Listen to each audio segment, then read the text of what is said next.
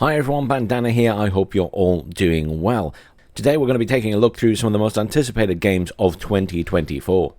First up is a game that likely needs no introduction for a lot of viewers of my channel, and that is Stalker 2 Heart of Chernobyl, the long-awaited follow-up to the original and its expansion/sequels.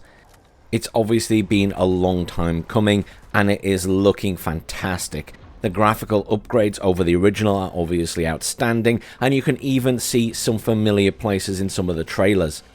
The new effects of the anomalies are equally outstanding, as you can see in the trailer that's running behind. And certainly not forgetting all the weapons, the reload animations, putting silencers on weapons and stuff, all looks fantastic. They've done a really good job of animating all of this stuff. And equally, the creatures still look menacing as hell. Like many people, I didn't really get into Stalker properly until the Gamma mod pack came out. I owned them for years, but only really dabbled with them before that. So it's something that a lot of new players are going to be looking forward to who maybe didn't play the original games at their release. And speaking of mod packs, I suspect we'll be seeing a lot of upgrades and changes over the original games, with things potentially added that have been asked for by the community over the years, and also things that have been added into the original game via mod packs. Obviously, we don't have an exact release date at this point, however, we can expect it sometime early in 2024. Next up is another game that likely needs no introduction for many people, and that is Manor Lords, the absolutely outstanding village/town management builder mixed with RTS. I don't know how many people managed to play the demo when it came out quite a while ago now, but that was absolutely outstanding in itself. And since then, there have been various upgrades, changes based on feedback from that demo, and also an ongoing effort by the creator to make more and more additions to the game and expand on his original premise. One of the things I love about this guy as a developer is he tries to involve the community in the decisions he's making, either via polls or via question threads and things like this, so you can get feedback and other ideas. For those of you who've perhaps come along and don't know what Manor Lords is, it is a medieval strategy game featuring in-depth city building, large-scale tactical battles, and complex economic and social simulations. You rule your lands as a medieval lord. The seasons will pass, the weather will change, and the cities will rise and fall. I'm someone who has always had a love for these town and city management games, and add that in with obviously RTS gameplay and you've got a winner in my book. Manor Lords is also yet another game that Hooded Horse have picked up as a publisher. They really are picking up the cream of the crop. Manor Lords is due for release on Game Pass and also Steam on Game Preview/Early Access on the 26th of April. Next up is a game that has had a turbulent development and passed through a few different development teams, and that is Vampire: The Masquerade Bloodlines 2, a hotly anticipated title for many years. The original Vampire Masquerade Bloodlines was an incredible game back in the day, a proper RPG, and the first ever game to actually release using the Valve Source engine. There's a little bit of trivia for you.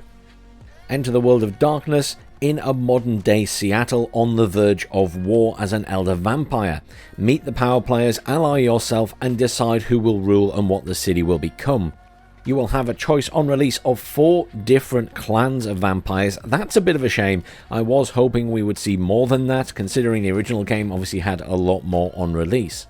I still live in hope that the game will have an amazing story. I don't know how much it's been changed since the early gameplay trailers we saw a couple of years ago, but the original Bloodlines had an amazing story and some iconic characters, and I would love to see some of them make a reappearance here. Vampires live forever after all.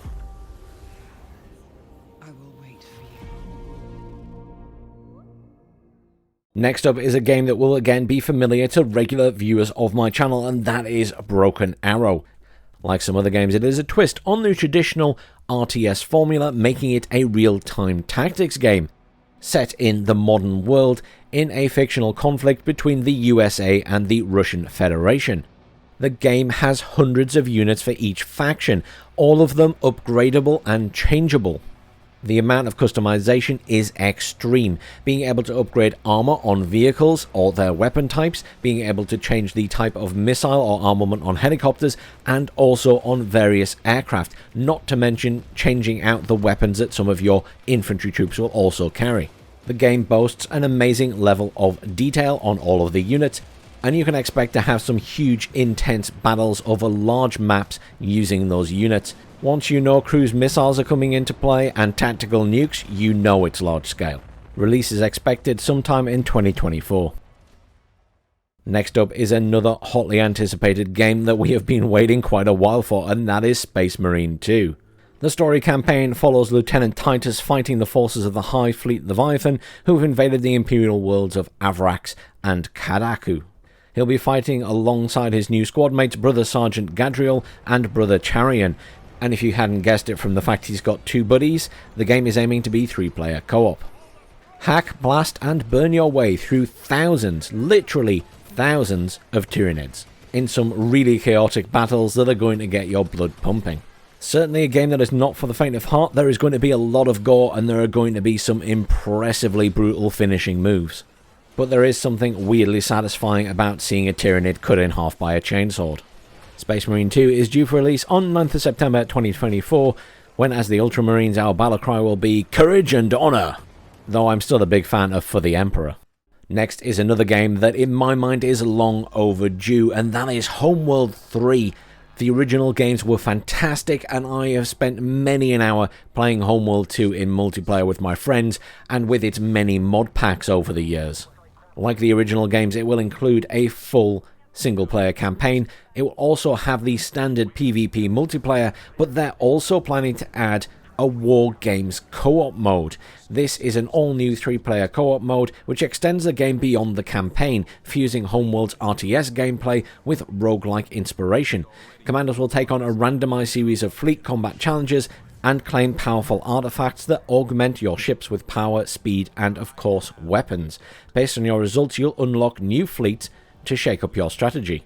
The other good news is the game will fully support modding as the previous ones did. Homeworld 2 in particular had some amazing mods, total conversion mods for Star Trek, Star Wars, and even Battlestar Galactica. So there's plenty to look forward to with this game in the future. Homeworld 3 is slated for release on the 8th of March 2024. Finally, last but not least, I want to stick in Star Wars Outlaws. We've been promised a variety of open-world Star Wars games over the years. Unfortunately, none of them have really come to fruition. This one does look like it's heading there though. Expected to release later this year, it will be the first ever open-world Star Wars game set between the events of Empire Strikes Back and Return of the Jedi. Exploring distinct planets across the galaxy, both iconic and new, and you will risk it all as Kay Vess, a scoundrel seeking freedom and a means to start a new life. Fight, steal, and outwit your way through the galaxy's crime syndicates as you join the galaxy's most wanted. What I do like about this game is you're not playing a Jedi, so it is a nice twist on what we usually expect to see from Star Wars.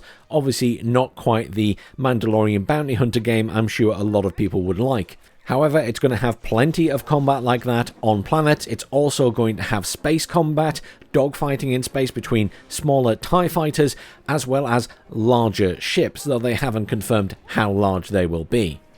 But let's be fair, you're going to be hyperspacing away from some of the bigger ships, just like Han Solo would be in the Millennium Falcon. You are an outlaw after all. Hopefully we'll all be getting lost in a galaxy far, far away later in the year. And that's the end of the video. Please remember to subscribe for more videos like this. 2024 is shaping up to be a great year for gaming. Thanks for watching, and I'll see you all soon.